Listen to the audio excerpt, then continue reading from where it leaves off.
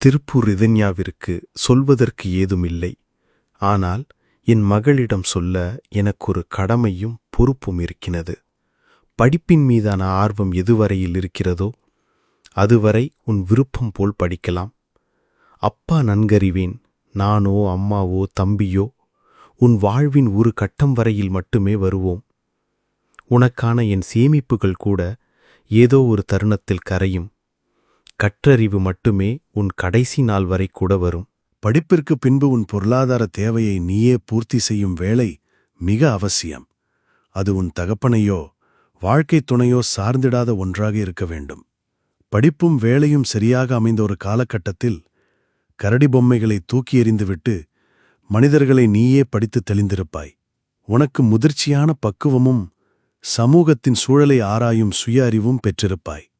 அதன் பேரில் எடுக்கும் மனவாழ்க்கையின் முடிவுகளில் என் குறுக்கீடுகள் எதுவும் நிகழாது. உன் தனிப்பட்ட வாழ்க்கையில் எந்த கட்டத்தில் மனதாலும் உடலாலும் தொடர்ச்சியாக காயப்படுகிறாயோ அதிலிருந்து சுயமாக தைரியமாக வெளியே வரலாம்.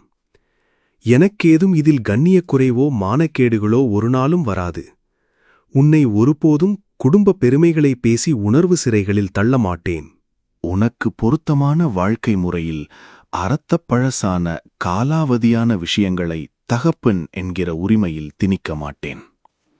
இதையெல்லாம் உனக்கு வாட்ஸ்அப் செய்து வைக்கிறேன். இதை முழுவதும் படிப்பாய். ஆனால் முழுவதுமாக புரியுமா என்றால் கொஞ்சம் காலமாகும். எப்போதெல்லாம் வாழ்க்கையில் பயம் கொள்கிறாயோ அப்போது இதை எடுத்து படித்துப்பார். ஏதாவது ஒரு வார்த்தை அப்பாவின் பெயரில் உன்னுடன் இருக்கும். கடைசி வரை வாட்ஸ்அப்பில் காமெடி ரீல்ஸ் மட்டுமே அப்பாவிற்கு ஷேர் செய். ஒரு நாளும் அழுது கொண்டு வாய்ஸ் மெசேஜ் போடாதே. இங்கே அழுவதற்கு எதுவுமில்லை. வாழ்வதற்கு நிறைய இருக்கிறது. பெண் பிள்ளைகளை பெற்ற அப்பாக்களுக்கு இது சமர்ப்பணம். இந்த பதிவு என்னை மிகவும் பாதித்ததால் இதை மீள்பதிவு செய்கிறேன். நன்றி. பா. வெங்கடேசன்.